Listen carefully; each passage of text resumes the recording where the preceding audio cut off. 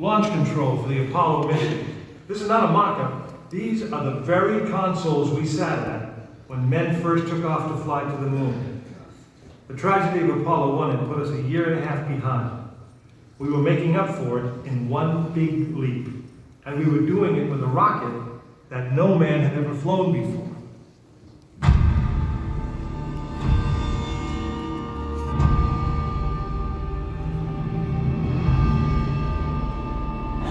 It was a few days before Christmas 1968 when Apollo 8 sat on the pad. She was the first of a new kind, a moon rocket.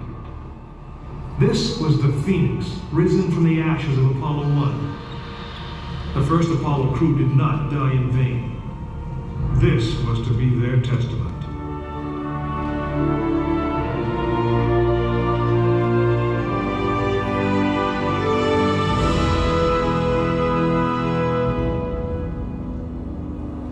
"36 stories high, she had been fully fueled throughout the night. The liquid oxygen in her tanks caused ice to form on the outside of the craft. The extreme temperature differences between the air and the sub-zero fuel caused the metal skin of the rocket to expand and contract. Everyone who was on the pad agreed. It was as though the rocket was alive, breathing, straining at the leash. Earlier in the morning, astronauts Frank Borman, Jim Lovell, and Bill Anders had made their final preparations before taking that long ride out to the waiting spacecraft. The minimum safe distance from a Saturn V at liftoff was 3 miles. The reason was simple. When fully fueled, the rocket contained the explosive power of an atomic bomb. As the clock counted down, the astronauts and all of us in launch control went through the pre-flight checks, our hands on the controls of the most powerful, most complex machine ever built. It had over 2 million separate systems, and to bring these men back alive, everything had to work perfectly. Each individual system had been tested, but what we didn't know was how they would perform when all 2 million began to work together. That moment would come when the countdown clock reached 0.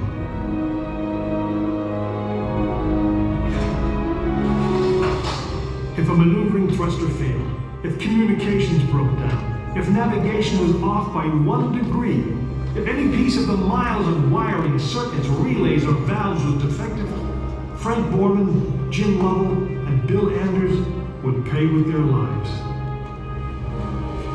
As they sat waiting for launch on that chill December morning, these 3 astronauts were back to what they had always been, test pilots.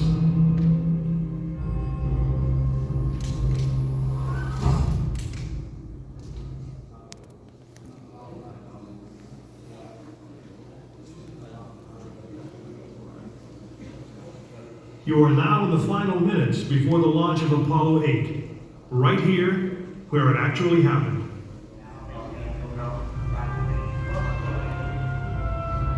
Mankind is about to leave his planet behind and journey to another. It is one of those rare moments when history is not being made, destiny is being embraced.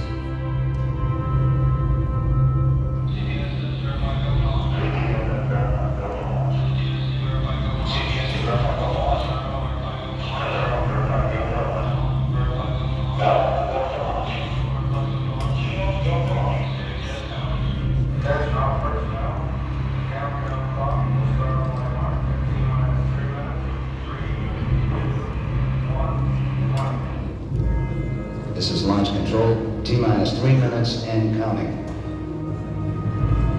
We've completed our communications checks with the Apollo 8 astronauts in the cabin, and the communications are go.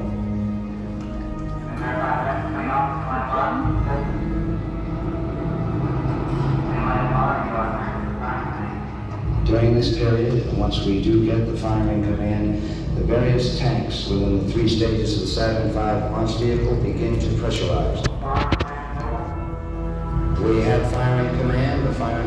is in. We are now on the automatic sequence. T-minus 2 minutes, 20 seconds, and counting.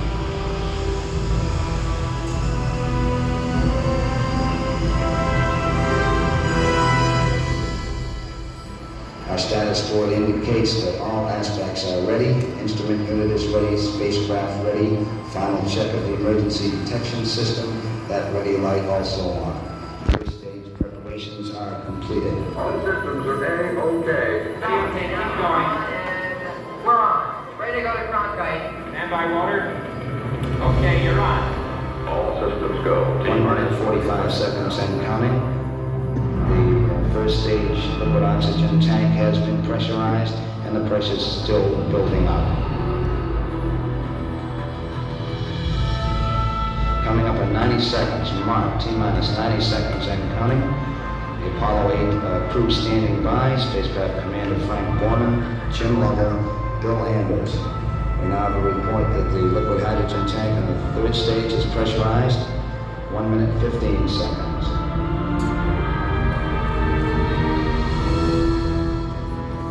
All third stage propellants pressurized at this time as we come up on the 60-second mark on the flight to the moon. T-minus 60 seconds and counting. The vehicle now is completely pressurized.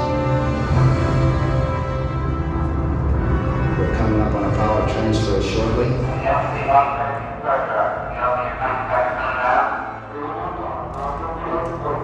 We have the power transfer. We're now on the flight batteries within the launch vehicle.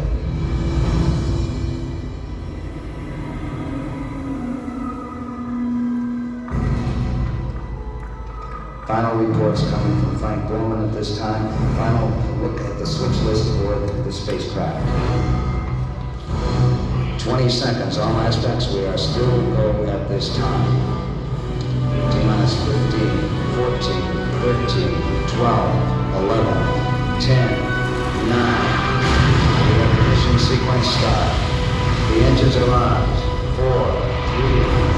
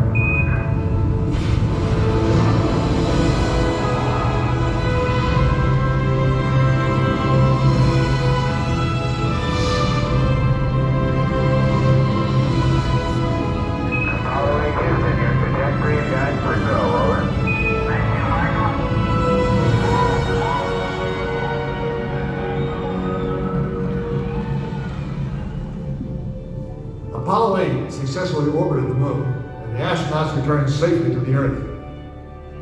I know. I'm Jim Lovell, and I was one of the crew of this spacecraft, Apollo 8. We were the first men to see the surface of the moon from just a few miles away. But it was the hundreds of thousands of men and women who worked in that team, and the millions of people who supported the mission that really made it possible. That way, I guess, we all went to the moon. Now, on the other side of those doors, you'll find an actual Saturn V moon rocket. It's still the most powerful, the most complex machine ever built. And I guess it's the only one that can take you to another planet. I actually got to fly one on a second flight to the moon called Apollo 13. But that's another story.